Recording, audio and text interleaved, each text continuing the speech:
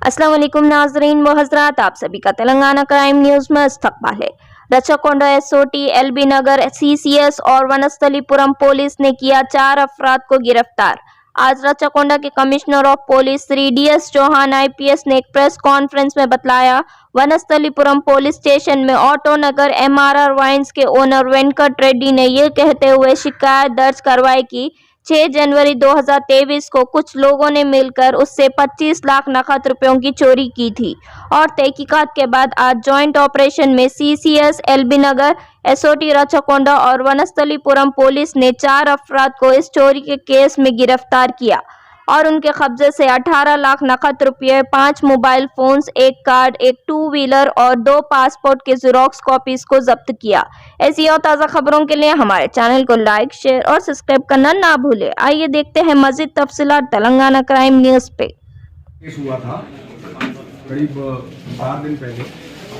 वो केस बहुत sensational case था, आप सभी को पता है। इमीडिएटली हमारे डीसीपी साहब, डीसीपी क्राइम, डीसीपी एसओटी सभी लोग सीन विजिट किए। मैं खुद भी सीन को विजिट किया था। तो उसमें एक महिला वेंकट रेड्डी, जिनकी वाइन शॉप है, वो वहाँ से घर जा रहे थे। तो 50 लाख रुपया उससे 2 एक्यूज मोटरसाइकिल ये स्कूटर पे आके उनको किक करके लात मार के लेके गए और इस इंसिडेंट की वजह से बहुत ज़्यादा सेंसेशन भी हुआ। तो उसके कंटिन्यूस इन्वेस्टिगेशन करने के बाद आज उस केस से जुड़े हुए 4 लोगों को गिरफ्तार किया गया है।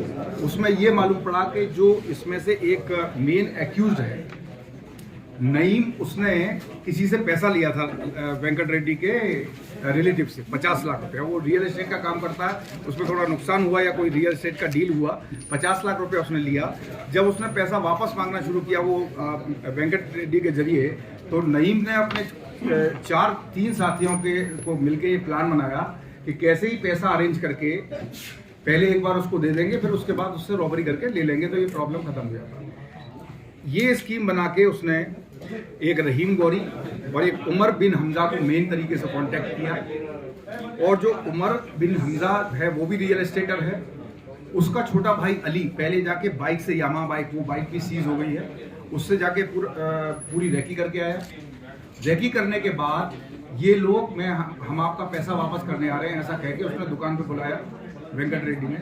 जैसे ही इसने पैसा वापस किया नईम ने, इमीडिएटली उमर को फोन किया और जैसे ही वेंकट रेड्डी, ये लोग अपना तैयार होके खड़े थे रेकी करके, और जैसे ही वेंकट रेड्डी वो पैसा लेके वापस अपने घर को गया तो बीच में उन्होंने उस पर हमला करके उसको लात से मारा और दोनों बैग छीनने की कोशिश की।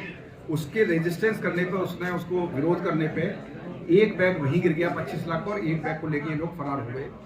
फरार होने के बाद जैसे ही हमने चेकिंग वगैरह करना शुरू किया, इन्फॉर्मेशन निकालना शुरू किया, इमीडिएटली ये जो 3 लोग थे इनमें से ये बॉम्बे चले गए। रहीम गौरी 5 लाख रुपया लेके बेंगलोर चला गया। इन पे कंटिन्यूसली हमारी नज़र बनी हुई थी।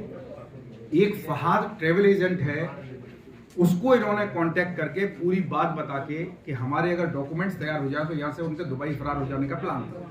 तो उस पर हमने एक काम तो ये किया कि एनओसी तुरंत जारी करवाई, इनकी लुकआउट नोटिस जारी कराया एलओसी, जिससे कि वो बाहर ना जा सके। दूसरी तरफ उन्होंने ये कागजात, जो पासपोर्ट, वीज़ा, टिकट वगैरह लेके डिलीवर कराने का बहुत प्लान किया, लेकिन वो प्लान जब कामयाब नहीं हुआ तो ये लोग उसी मर्सिडीज बेंज कार से आज आके उससे मिलके जो है अपने कागजात लेने वाले थे और उसके बाद यहाँ से देश से फरार होने का प्लान कर रहे थे। उसी प्लान में इंफॉर्मेशन आने के बाद हमारे टीम डीसीपी साहब की अगुवाई में और डीसीपी क्राइम और डीसीपी एसओटी, इन तीनों की टीम ने मिलके उनको इंटरसेप्ट किया, 3 लोगों को अरेस्ट किया और उनकी निशानदेही पर जो ट्रैवल एजेंट फहाद है उसको भी अरेस्ट किया गया, जिसने इन लोगों के लिए ये सारी घटनाक्रम जानने के बावजूद भी, सारी हकीकत जानने के बावजूद भी देश से भागने में इनकी मदद करने की